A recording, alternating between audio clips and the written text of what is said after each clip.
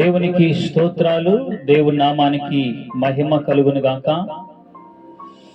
ఈ వాక్యాన్ని చూస్తున్నటువంటి దేవుని బిడ్డలకు, అలాగే కూడి వచ్చినటువంటి సంఘ బిడ్డలందరికీ కూడా క్రీస్తు యేసు నామములో శుభములు, వందనాలు తెలియజేసుకుంటూ దైవ ఆశీర్వాదాన్ని నేను మీకు దేవుని పేరట అందిస్తూ ఉన్నాను.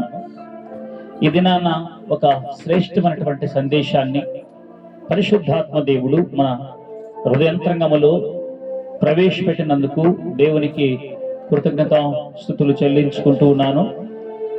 ఇది నా ధ్యానాంశము, భూమి మీద మనము వేటిని సంపాదించుకోవాలి. భూమి మీద మనము వేటిని సంపాదించుకోవాలి అనేటువంటి ఈ ఆధ్యాత్మికమైనటువంటి సందేశాన్ని నేను మీకు తెలియజేయడానికి పరిశుద్ధాత్మ దేవుడు నన్ను ఎంతో బలపరుస్తూ ఉన్నాడు.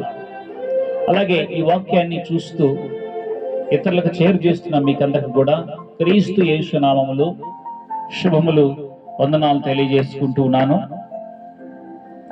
సాధారణంగా భూమి మీద ఉన్నటువంటి మనుషులు గన అడగగలిగితే ఈ భూమి మీద ఏమి సంపాదించుకోవాలి అని అంటే సడన్ గా ప్రతి ఒక్కరికి గుర్తొచ్చేది డబ్బు సంపాదించాలి అనే ఆలోచన వస్తుంది ప్రతి ఒక్కరికి. రెండోది, బంగారు సంపాదించుకుంటే చాలు, మంచి బంగ్లా కట్టుకుని దాని బాడుగులకు ఇచ్చి వచ్చే ఆదాయంతో హ్యాపీగా ఉంటే చాలు అని మరికొంతమంది ఒక మంచి పదవి ఉంటే చాలు అని కొంతమంది ఆలోచన చేస్తారు. మరికొంతమంది ఒక మంచి ఉద్యోగం ఉంటే చాలు. ఇలాగా రకరకాలైనటువంటి ఆలోచన కలిగి, రకరకాలైనటువంటి ఉద్దేశం కలిగి, ఈ ఉంటే నాకు చాలు, భూమి మీద ఇంకేవి వద్దు అని అనుకుంటుంటారు. భూమి మీద డబ్బున్నా, బంగారం అన్నా, మేడలున్నా, మంచి ఉద్యోగం అన్నా, ఆ తర్వాత పదవులున్నా, ఎన్ని ఉన్నా ఏది కూడా మన వెంట రాదు. అవేది శాశ్వతమైంది కాదు. అయితే దేవుడు భూమి మీద వేటిని సంపాదించుకోమంటున్నాడు. వేటిని సంపాదించుకుంటే మీకు ప్రయోజనకరంగా ఉంటుంది, వేటిని సంపాదిస్తే దేవుని నామము మహిమపరచబడుతుంది, వేటిని మనము ధరించుకోవాలని దేవుడు సెలవిస్తున్నాడు. సామెతల గ్రంథము 4వ అధ్యాయము 7వ వచనములో దేవుడు ఇలాగ రాయించి పెట్టాడు. ఒక మంచి జ్ఞాని ద్వారా, పరిశుద్ధాత్మ ప్రేరణ ద్వారా దేవుడు ఒక శ్రేష్టమైనటువంటి మాటను రాయించి పెట్టాడు. జ్ఞానమును సంపాదించుకొనుటయే జ్ఞానమునకు ముఖ్యాంశము. నీ సంపాదన అంతయు ఇచ్చి బుద్ధి సంపాదించుకొనుము అన్నాడు. దేవునికి స్తోత్రం కలుగును గాక. దేవుడు ఏమని సెలవిచ్చాడు సర్వ మానవాళికేనంటే, నీవు బుద్ధిని సంపాదించుకో, జ్ఞానాన్ని సంపాదించుకో. ఏమి బుద్ధి, ఏమి జ్ఞానం, నిజమైన దేవుడు ఎవరు అని గ్రహించగలిగినటువంటి జ్ఞానం కావాలి నీకు. సృష్టికర్త అయిన దేవుడు ఎవరు, సత్యదేవుడు ఎవరు, ఆయన్ని ఎరిగి నిజమైన దేవుడు తెలుసుకున్నటువంటి బుద్ధి కూడా కావాలి. అయితే ఈ బుద్ధి, ఈ జ్ఞానము దేవుడి దగ్గర దొరుకుతుంది. ఇవన్నీ భూమి మీద నీవు ఉన్నటువంటి రోజులలో ఇవి రెండింటినీ సంపాదించుకోవాలి. ఇవి కావాలనంటే నీ సంపాదన అంతా ఇచ్చి బుద్ధిని సంపాదించుకో అన్నాడు. ఎందుకు? బుద్ధిమంతుడు క్రిందున్న పాతాళమును తప్పించుకుంటాడని రాయబడింది.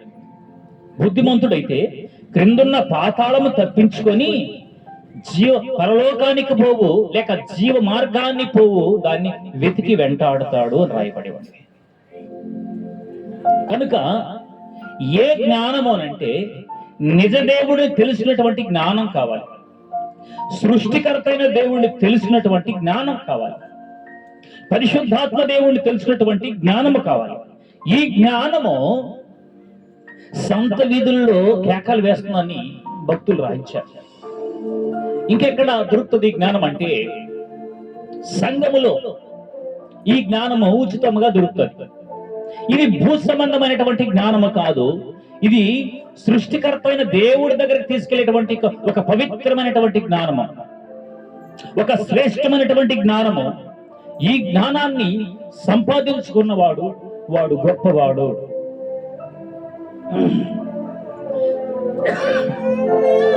ఈ జ్ఞానాన్ని సంపాదించుకున్నవాడు వాడు గొప్పవాడు. ఎక్కడనంటే వాడు భూమి మీద గొప్పవాడు. ఈ దేహాన్ని విడిచిన తరువాత ఆత్మ తరతరాలుగా దేవుడి దగ్గర నివాసం చేసేటువంటి ఒక గొప్ప భాగ్యాన్ని దేవుడు కలిగించాడు. దేవునికి స్తోత్రం కలుగును గాక.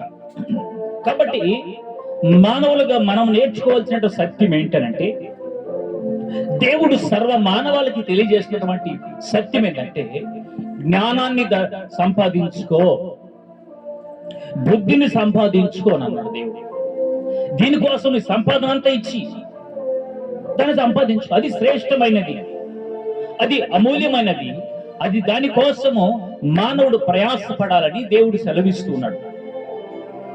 ఇక రెండో దాని గురించి గన ఆలోచన చేస్తే, అదే సామెతల గ్రంథము 1వ అధ్యాయము, సామెతల గ్రంథము 1వ అధ్యాయము 5వ వచనం. జ్ఞానము గలవాడు ఏం చేస్తాడంట? జ్ఞానము గలవాడు విని పాండిత్యాన్ని వృద్ధి చేసుకుంటాడు. దేవునికి స్తోత్రం కలుగును గాక. జ్ఞానము గలవాడు విని పాండిత్యాన్ని వృద్ధి చేసుకుంటాడు. వివేకం కలవాడు ఆలకించి నీతి సూత్రాలు సంపాదించుకుంటాడు. ఈ లోకానికి దేవునికున్నటువంటి వ్యత్యాసాన్ని అది. ఈ లోకం ఏంటంటే కంటికి కనబడే దాని మీదనే ఆలోచన చేస్తుంది ఈ లోకం. దేవుడు ఏం సెలవిస్తున్నాడంటే, ఈ లోకాన్ని ఏది సంపాదించుకున్నా అది ఏది నీ వెంట రాదు, ఆ సంపాదన ఏది మోక్షానికి తీసుకువెళ్ళదు, ఆ సంపాదన అంతా సృష్టికర్త దేవుణ్ణి చూపించగలిగే మార్గం లేదు. కానీ అవి ఉండాలి, అవసరమే. కానీ ఐటి కన్నా మించింది దైవికమైన జ్ఞానం కావాలి, నీతి సూత్రాలు సంపాదించుకోవాలి. వివేకం కలిగి ఆలకించి నీతి సూత్రాలు సంపాదించుకోమని దేవుడు చెల్లిస్తున్నాడు. వీటిని ధరించుకో, భూమి మీద వీటిని సంపాదించుకో. ఆ నీతి సృష్టికర్త అయిన దేవుడి దగ్గర తీసుకెళ్తాడు. ఆ నీతి నిజ దేవుడి దగ్గర తీసుకెళ్తాడు. భూమి మీద నీవు నీతిగా ఉంటావు, దేహాన్ని విడిచిన తరువాత నీతిమంతుడు వలె దేవుని రాజ్యంలో చేర్చబడతావు. కనుక ప్రతి ఒక్కడు నీతి సూత్రాలు సంపాదించుకోమని దేవుడు సెలవిస్తున్నాడు. దేవునికి స్తోత్రం కలుగును గాక. దావీదు గారు అంటాడు, నా ఉపదేశాన్ని నీ ఉపదేశం వలన నాకు వివేకము కలిగెను, తప్పు మార్గములన్నీ నాకు అసహ్యములాయెను అని అన్నాడు ఆయన. రాజు అయినటువంటి దావీదు గారు రాసినటువంటి ఆ మాట. దేవా, నీ ఉపదేశము వలన నాకు వివేకము కలిగెను. ఎలా కలిగిందంట? దేవుని వాక్యం వినడం వలన వివేకం వచ్చింది, జ్ఞానం వచ్చింది. ఇది భూ సంబంధమైన జ్ఞానము కాదు, ఇది పరలోక రాజ్యానికి సంపాదించినటువంటి ఏకైక జ్ఞానము. ఈ భూ సంబంధమైన జ్ఞానాన్ని గురించి నేను మాట్లాడలేదు, కానీ పరలోకాన్ని సంపాదించినటువంటి జ్ఞానము. ఈ జ్ఞానము తరిగిపోదు. డబ్బు కరిగిపోతుంది, ఏదో ఒకరోజు అయిపోతుంది, హోదా పోతుంది, ఆస్తి పోతాయి, అంతస్తులు పోతాయి, వయసు పోతుంది. కానీ ఎన్నడూ తరగనిది, ఎన్నడూ శిథిలిము కానిది, ఎన్నడూ కృషించిపోనిది, ఎన్నడూ వృధాగా పోనిది ఏదైనా ఉంది అంటే ఉంది. అది ఏంది అనంటే అదే దేవుడి దగ్గర దొరికేటువంటి జ్ఞానము. దైవ సన్నిధిలో దొరికేటువంటి ఈ జ్ఞానము, భక్తుల ద్వారా వచ్చేటువంటి ఈ జ్ఞానము నిన్ను భూమి మీద నీతిమంతులుగా చేస్తాడు. ఈ జ్ఞానము నువ్వు ఎలా నడుచుకోవాలనో, ఎలా మాట్లాడాలనో, ఎలా నీవు బ్రతకాలనో, ఎలా నీతి మార్గంలో నువ్వు జీవించాలనో ఈ జ్ఞానము ఒక మార్గాన్ని చూపిస్తుంది. అందుకని రాజు అయినటువంటి దావీదు ఆ మాట అన్నాడు, తప్పు మార్గములన్నీ నాకు అసహ్యంగా కనపడ్డాయ్యా. ఎప్పుడు వచ్చింది ఆయనకి ఆ జ్ఞానము? దైవికమైన జ్ఞానాన్ని సంపాదించుకున్న తరువాత మనం చేసేది తప్పు అని తెలుసుకుంటాడు.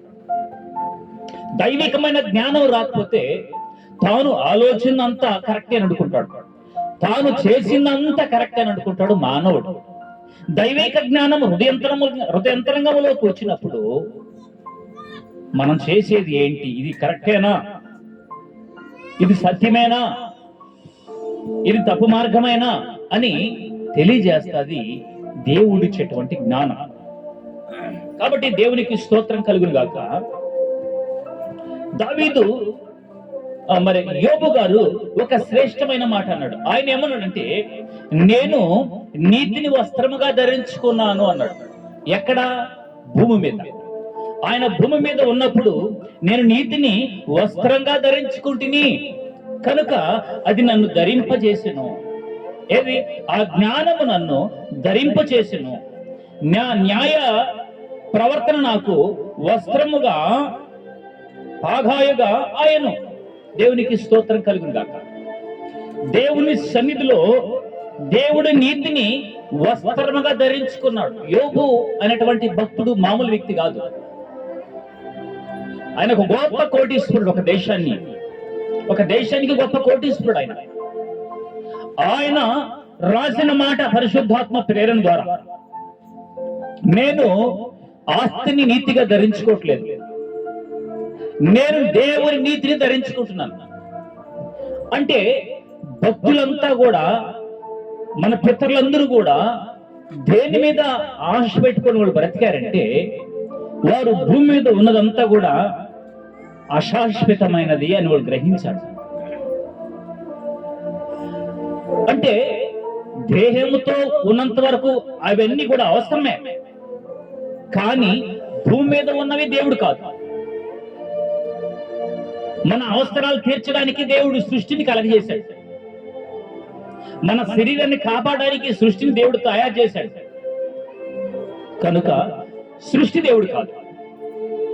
మన కొరకు దేవుడు సృష్టిని పూజించాడు, పెట్టాడు. మనకు ఆహారం కొరకు దేవుడు సమస్తాన్ని కలగజేశాడు. కానీ దేవుడిచ్చే ఆహారాన్ని అనుభవిస్తూ, దేవుడిచ్చే గాలిని పీల్చుకుంటూ, దేవుడిచ్చే సమస్తాన్ని అనుభవించుకుంటూ దేవుణ్ణి మాత్రమే మహిమపరచాలని దేవుని ఉద్దేశం, దేవుని యొక్క చిత్తం, దేవుని యొక్క ప్రణాళిక. ఆ ప్రణాళికలోకి మనం అందరం రావాలన్నది దైవ సంకల్పం. ఆ సంకల్పము, ఆ జ్ఞానము దేవుని యొక్క పాద సన్నిధిలో దొరుకుతుంది. అంటే భక్తుల ద్వారా, సేవకుని ద్వారా ఇట్లాంటి జ్ఞానము మనకు లభ్యమవుతుంది. కనుక జాగ్రత్తగా ఈ విషయాలను మనము జాగ్రత్తగా ఆలోచన చేసినప్పుడు మనకు వివేకము, నీతి మనకు సొంతం అవుతుంది. మూడో విషయాన్ని గురించి నేను చెప్తున్నాను. మూడోది చాలా ఇంపార్టెంట్ అయింది, చాలా ఇంపార్టెంట్ అయింది మూడో విషయం. అది ఏంది అనంటే, అపోస్తలుడైనటువంటి పౌలు గారు గలతీ సంఘానికి రాస్తూ 1వ అధ్యాయము 10వ వచనంలో ఇలా రాయబడి ఉంది, ఇప్పుడు నేను మనుషుల దయను సంపాదించుకొని చూస్తున్నానా, దేవుని దయను సంపాదించుకొనుచున్నానా? ఒక ప్రశ్న. మనుషుల దయను నేను సంపాదించుకుంటున్నానా, లేకపోతే దేవుని దయను నేను సంపాదించుకుంటున్నానా? ఒకవేళ నేను మనుషులు సంతోషపెట్టగోరితే, నేను ఎప్పటికీ మనుషులను సంతోషపెట్టి వాడనైతే నేను క్రీస్తుకి దాసుడును కాలేను. దేవునికి స్తోత్రం కలుగును గాక. ఆమేన్. దేవుని పరిశుద్ధమైన నామానికి మహిమ కలుగును గాక. సహోదరులారా, ఆ, మనుష్యుని యోచన ప్రకారమైనది కాదని ఉమ్. మీకు తెలియజెప్పుచున్నాను. చాలు. ఇక కిందకెళ్తే ఇంక వేరేటువంటి అమూల్యమైన మాటలు వస్తాయి. కానీ ఇక్కడ పౌలు గారు గుర్తించుకుంది ఏంటంటే, ఈ భూమి మీద ఏది సంపాదించుకోవాలంటే దేవుని దయను సంపాదించుకోవాలి. దేవుని దయ లేకపోతే ఎన్ని ఉన్నా శూన్యమే. దేవుని కనికరం లేకపోతే ఎంత సంపాదించుకున్న శూన్యమే. ఆయన కృప, ఆయన కనికరము, ఆయన ఆశీర్వాదము, ఆయన దీవెన మనకుంటే అదే చాలు భూమి మీద. దానికి మించిన సంతోషము, దానికి మించిన ఆనందము, దానికి మించిన గొప్ప భాగ్యము మరొకట్లేదు ఈ భూమి మీద. దేవుని దయ ఉంటే చాలు. ఈ దేవుని దయను ప్రతి వ్యక్తి సంపాదించుకోవడం దైవ సంకల్పం. కాబట్టి ఆయన అంటాడు, దావీదు గారు, యెహోవా దయాళుడు, ఆయన కృప నిత్యముండును, ఆయన దయ తరతరములుండును. ఆయన దయ మనకు కావాలి భూమి మీద. ఆయన కృప మనకు భూమి మీద ఉంటే చాలు. ఎంత ఆస్తున్న దేవుని దయ లేకపోతే అనుభవించలేవు, దాన్ని సంపాదించుకోలేవు. కాబట్టి భూమి మీద దేవుని దయను సంపాదించినటువంటి ఒక మంచి భక్తులుగా, దైవ బిడలుగా మనం ఉండాలని పరిశుద్ధాత్మ దేవుడు తెలియజేస్తున్నాడు. ఆయన అంటాడు, దయను సత్యమును ఎన్నడు నిన్ను విడిచిపోనీయకము అన్నాడు. ఏంటంట? దయను సత్యమును వెన్నడు వాటి నుండి విడిచిపోనీయక, వాటిని కంఠాపోషణములుగా ధరించుకో. నీ హృదయం అనే పలక మీద వాటిని రాసుకో అని అన్నాడు ఆయన.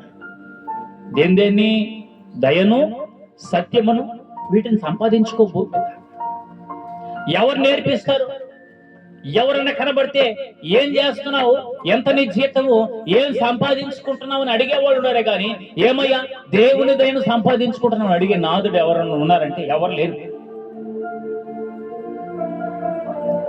10 ఎకరాలు పొలం సంపాదించుకున్నానని చెప్పి గర్వంగా చెప్పొచ్చు. 4 బంగ్లాలు ఉన్నాయని గర్వంగా చెప్పొచ్చు. ఇదిగో నాకు సరిపడే ధనం ఉంది, డబ్బు ఉందని చెప్పొచ్చు. అయితే భక్తుడు అంటున్నాడు, ఆయన అంటున్నాడు, నేను భూమి మీద దేవుని దయను సంపాదించుకుంటున్నాను. ఈ సంపాదన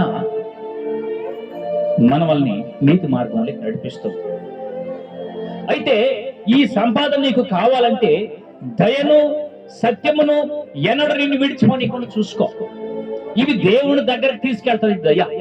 దయగలిగిన మనస్సు, సత్యమైన మార్గము, ఇవి సంపాదించుకుంటే ఇది తరగిపోని ఆస్తి, ఇది తరగని ఆస్తి. అందుకనే దేవుడు ఆ సంపాదన, ఈ సత్యము మీ పిల్లలకు నేర్పించండి, వారు తమ పిల్లలకు నేర్పిస్తారు. రాబోయే తరానికి ఒక మంచి మార్గాన్ని చూపించే వారిగా మనం ఉంటాం. బిడ్డలకు 1 కోటి రూపాయలు సంపాదించిన అది ఒక రోజుకి అయిపోతుంది. ఈ సృష్టికర్త అయిన దేవుణ్ణి దయను సంపాదించి వాళ్ళకి ఇస్తే, లేకపోతే దయను సత్యమునుగా ధరించుకుంటే వాడు ధన్యుడు భూమి మీద. దేవుడే అంటాడు, నీవు ధన్యుడు అని అంటాడు దేవుడు. వీటి కోసం ఎవరైనా ప్రయాసపడేవారు ఉన్నారా భూమి మీద? దేవుడు దయ నాకు కావాలి, దాన్ని సంపాదించుకుంటున్నాను నేను అనేటువంటి వారు ఉన్నారా అంటే అరుదుగా ఉన్నారు. అంటే ఉదయం లేచిన మొదలుకొని పడుకునేంత వరదాకా ప్రతి ఒక్క హృదయము, ప్రతి ఒక్క ఆలోచన, ప్రతి ఒక్కరి మనస్సు ధనం వ్యామోహం మీద ఉంటుంది. ఇది మనిషికి అవసరమే. కానీ దేవుని దయ కావాలి. ఒక వ్యక్తి జీవించాలన్నా, ఒక వ్యక్తి బ్రతకాలన్నా, ఒక వ్యక్తి జాగ్రత్తగా ఉండాలన్నా దేవుని దయ లేకపోతే ఇవన్నీ శూన్యం. కనుక దేవుని దయను మనం ధరించుకోవాలి. అందుకని అపోస్తలుడైనటువంటి పౌలు గారు ఒక శ్రేష్టమైన మాట రాయించాడు. దేవునికి స్తోత్రం కలుగును గాక. మొదటి పత్రిక 6వ అధ్యాయం 11వ వచనం.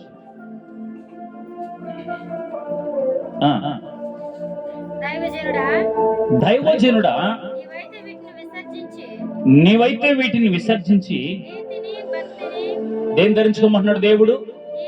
నీతిని నీతిని ధరించుకో, భక్తిని ధరించుకో, విశ్వాసమును మూడోది విశ్వాసం ధరించుకో, ప్రేమను ప్రేమను ధరించుకో, దేవుని ప్రేమను సంపాదించుకో, ఓర్పును ఓర్పు సంపాదించుకో, సాత్వికమును సాత్వికమును సంపాదించుకో. సంపాదించుకొనుటకు ఇవి సంపాదించుకున్నటకు ప్రయాసపడము.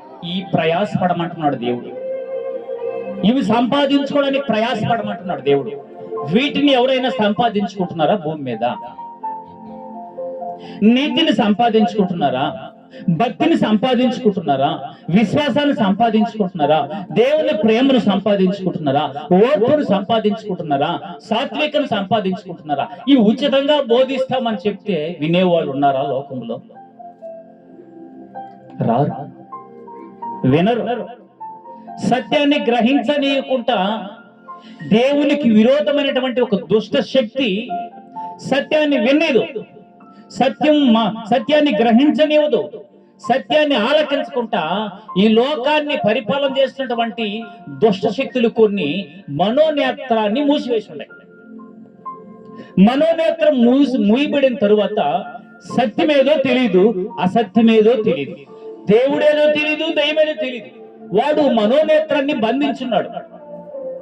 అయితే దేవుని యొక్క ఉద్దేశము ఏంటి అంటే లోకములో నుండి లేక అపవాది యొక్క బంధకాల నుండి నీతి మార్గములోకి రావాలన్నది దేవుని ఉద్దేశం. సాతాను యొక్క కట్ల నుండి సృష్టికర్త అయిన దేవుని ప్రణాళికలోకి రావాలన్నది దైవుని యొక్క ఉద్దేశం. అయితే వీటిని సంపాదించుకున్న వారు ఉన్నారా భూమి మీద అంటే కొద్ది మంది మాత్రమే ఉన్నారు. లేరని చెప్పడానికి కాదు, కొద్ది మంది మాత్రమే ఉన్నారు. వారు ఎవరంటే నీతిని సంపాదించుకున్న భక్తుడు ఎవరున్నారు భూమి మీద అంటే యోసేపు ఉన్నాడు. తన యవన జీవితాన్ని నీతిగా బ్రతికాడు, నిజాయితీగా జీవించాడు యోసేపు. కనుకనే దేవుడు ఆయన్ని ఆశీర్వదించాడు. రెండో వ్యక్తి భక్తిని బాగా సంపాదించుకున్న వ్యక్తి దానియేలు. ఎన్ని శ్రమలు వచ్చినా భక్తిని విడిచిపెట్ట. మూడోది విశ్వాసాన్ని కాపాడుకున్న వ్యక్తి పుట్టినప్పుడు మొదలుకొని లేక దేవుణ్ణి తెలిసినప్పటి నుండి చనిపోయేంత వరకు దాకా విశ్వాసాన్ని సంపాదించుకున్న వీరుడు ఎవరైనా ఉన్నారంటే అబ్రహాం గారు అని చెప్పాలి. అందుకని దేవుడు విశ్వాసమునకు తండ్రి అబ్రహాం. తర్వాత ప్రేమ, దేవుని ప్రేమను ప్రజలకు అందించిన వ్యక్తి, తన జీవితాన్ని త్యాగం చేసుకున్న వ్యక్తి దేవుని కొరకు ఎవరైనా ఉన్నారా భూమి మీద అంటే అపోస్తలుడైనటువంటి పౌలు గారిని మనం చూస్తాం. ఆ తర్వాత ఓర్పు, శ్రమలలో, కష్టాలలో, కన్నీళ్ళలో ఓర్పు కలిగి సహనం కలిగి దేవుని కొరకు ఎదురు చూసిన వ్యక్తి ఉన్నారా భూమి మీద అంటే ఉన్నారు. ఆయన పేరు యోబు. దేవునికి స్తోత్రం కలుగును గాక. ఇక చివరగా సాత్వికను సంపాదించుకున్న వ్యక్తి ఎవరంటే మోషే గారు. ఆయన అంటాడు దేవుడు, నా ఇల్లంతట్లో నమ్మకమైన వాడు అన్నాడు దేవుడు. సాత్వికుడు అని అన్నాడు దేవుడు మోషేని చూసి. ఇలాంటి భక్తులు భూమి మీద ఉండి నీతిగా బ్రతికి ఆ సత్యాన్ని మనకు అందించి వాళ్ళు వెళ్ళిపోయారు భూమి మీద నుంచి. వాళ్ళ కాలం ముగించింది, వాళ్ళు చరాల్సిన చోటుకి చేరిపోయినారు. ఈ సత్యం ఇప్పుడు మనం ధరించుకున్నాం, ఈ నీతిని ఇప్పుడు మనం ధరించుకున్నాం, ఈ విశ్వాసాన్ని, దేవుని ప్రేమను మనం ధరించుకున్నాం, ఓర్పును ధరించుకున్నాము, వీటిని మనం సంపాదించుకున్నాము. ఈ సంపాదించుకున్న వాటిని ఏం చేయాలా? దాచిపెట్టకూడదు. నువ్వేదైతే సంపాదించుకున్నావో దేవుడి దగ్గర, అది ఇతరులకు అందించే వ్యక్తిగా నువ్వు తయారవ్వాలి. ఈ క్రీస్తు ప్రేమను లేకపోతే ఆ జ్ఞానాన్ని ధరించుకున్న నీవు ఆ జ్ఞానము అలాగే దాచుకొనక ఆ జ్ఞానాన్ని ఇతరులకు అందించే వ్యక్తిగా నేను ఉండడానికి దేవుడు నీకు నాకు ఔషధిచ్చి, ఆరోగ్యాన్నిచ్చి, ఆహారాన్నిచ్చి, సమస్తాన్ని మనకు దేవుడిచ్చి సర్వలోకానికి వెళ్ళండి, సర్వ సృష్టికి ఈ జ్ఞానమైన మాటలు తెలియచేయండి అని చెప్పి దేవుడు మనం ఏర్పాటు చేసుకున్నాం. ఈ జ్ఞానాన్ని చెప్పేవాళ్ళు భూమి మీద ఉన్నారా అంటే వారు కూడా అరుదుగా ఉన్నారు. కాబట్టి దేవుడు ధరించుకోమన్నది వీటిని. అయితే ఈ రోజు మానవుడు దేన్నో కొరకు ప్రయాసపడుతున్నాడు, దేన్నో సంపాదించుకున్నాడు, దేని కొరకు ఆశపడుతున్నాడు, ఏదో కావాలని కోరుకుంటున్నాడు, ఏదేదో కోరుకుంటున్నాడు. కానీ దేవుడు చెప్పిన జ్ఞానాన్ని కోరుకునే మానవుడు ఉన్నాడా భూమి మీద అంటే అరుదుగా ఉన్నారు, ఎక్కడో కొద్ది మంది మాత్రమే ఉన్నారు. అయితే దేవుడు అంటున్నాడు, అయ్యో నేనెందుకు మానవుడిని సృష్టించుకున్నాడు, మానవుని నేను కలగజేసినందుకు యెహోవా దేవుడు సంతాపం నుండి బాధపడుతున్నాడు. అయితే దేవుని బిడ్డలరా, ఈ వాక్యాన్ని వింటున్న దైవ ప్రియులరా, ఈ భూమి మీద నువ్వు ఏదైనా సంపాదించుకోకపోయినా బాధలేదు. కానీ దేవుని దయను సంపాదించుకోకపోతే, దేవుని కృపను నువ్వు పొందుకోకపోతే, నిజ దేవుడిని తెలుసుకోకపోతే నీ జీవితము నష్టంలోకి వెళ్తాది. నీ జీవితము భయంకరమైనటువంటి వేదనలోకి వెళ్ళిపోతాయి. దాని విలువ నీకు ఇప్పుడు తెలియదు. దేహం మీద ప్రాణంతో ఉన్నప్పుడు ధనాన్ని చూసి మురచిపోవచ్చు, అందాన్ని చూసి మురచిపోవచ్చు, హోదాను చూసి మురచిపోవచ్చు, ఇక దేని చూసి గర్వపడవచ్చు. ఒకరోజు దేహం నిన్ను వదిలి వెళ్ళిన తరువాత అప్పుడు నీ ధనము నీ వెంట, నీ హోదా నీ వెంట, ఏది రాదు నీ వెంట. అప్పుడు వచ్చేది దేవుని దయ వస్తుంది, ఆయన కృప వస్తుంది. ఇంకా భక్తుడు అంటాడు, మన వెంట ఏమొస్తుందంటే నీతి క్రియలు వస్తాయి. అవి మంచివైనా సరే చెడ్డవైనా సరే ఇవి మన వెంట వస్తాయి. అయితే నీతి క్రియలు మన వెంట రావాలంటే నీ సంపాదన అంతా ఇచ్చి బుద్ధి సంపాదించుకోమని జ్ఞాని అయిన సలోమోను అన్నాడు. ఇంకేం సంపాదించుకోవాలి భూమి మీద అంటే వివేకం కలిగి ఈ నీతి మాటలు ఆలకించి నీతి సూత్రాలు సంపాదించుకోవాలి భూమి మీద. ఇక మూడోది దేవుని దయను సంపాదించుకోవాలి. ఈ మూటి కొరకు ప్రయాసపడి ఈ మూటిని నీవు సంపాదించుకుంటే నీవు ధన్యుడివి. నీవు ఈ భూమి మీద ధన్యుడివి. దేహాన్ని విడిచిన తరువాత నీ ఆత్మ స్వర్గానికి, మోక్షానికి, పరలోక రాజ్యానికి వెళతాది. ఆ నీతి తీసుకెళ్తాది. ఆ నీతి నీకు కావాలంటే యేసే నిజమైన దేవుడు. యేసు ప్రభు నా పాపముల కొరకు ఈ లోకానికి వచ్చాడు, చనిపోయినాడు, సమాధి చేయబడ్డాడు, తిరిగి మూడో దినం లేచి పరలోక రాజ్యానికి వెళ్ళాడు. వెళుతూ ఈ నీతిని బోధించి అపోస్తులకు అప్పగించి తన శిష్యులకి ఇచ్చి వారి ద్వారా భక్తులైనటువంటి మనకు ఈ నీతి జ్ఞానం దేవుడు అందించి సర్వలోకానికి వెళ్ళి పంచండి ఈ జ్ఞానాన్ని. ఎవరైతే నీతి మాటలు విని నీతిని సంపాదించుకుంటారో వారు నా రాజ్యములోకి వస్తారని సృష్టికర్త అయిన దేవుడు సెలవిస్తున్నటువంటి మాట. నా ప్రియమైన దేవుని బిడ్డలారా, ఈ వాక్యం వింటున్న దేవుని బిడ్డలారా, గొప్ప మనస్సుతో ఆలకించి భూమి మీద సంపాదన అంతా ఇచ్చి బుద్ధి సంపాదించుకో, నీతి సూత్రాలు సంపాదించుకో, దేవుని దయను సంపాదించుకో. వీటి కొరకు ప్రయాసపడు, వీటి కొరకు శ్రమపడు, వీటి కొరకు ఎతుకు ఎక్కడ దొరుకుతుందని. ఇవన్నీ కూడా దేవుని సంఘములో భక్తులు ద్వారా ఇలాంటి మాటలు సొంతమవుతాయి. అట్టి కృప, అట్టి ఆశీర్వాదం మీకు కావాలంటే ఇదిగో ఈ ఛానల్ సబ్స్క్రైబ్ చేసుకోండి, ఇతరులకు షేర్ చేయండి. దేవుడు మిమ్మల్ని, మీ కుటుంబాన్ని ఆశీర్వదించడానికి సిద్ధంగా ఉన్నాడు. అట్టి కృప, అట్టి ఆశీర్వాదములు నా దేవుడు మీకు అందించి ఆశీర్వదించి దీవించునుగాక. ప్రభు పేరట మీకందరకు సమాధానము కలుగునుగాక. దేవుని సమాధానం మీ హృదయాలకు వచ్చునుగాక, మీ తలంపులకు వచ్చునుగాక. నా దేవుడు అట్టి ఆశీర్వాదములు మీకు సొంతమైనట్లు చేయునుగాక. దేవునికి స్తోత్రం. దైవాశీర్వాదాలు మరొకసారి మీకు నేను తెలియజేసుకుంటూ ఈ నా మాటలు నేను ముగిస్తూ ఉన్నాను. God bless you all.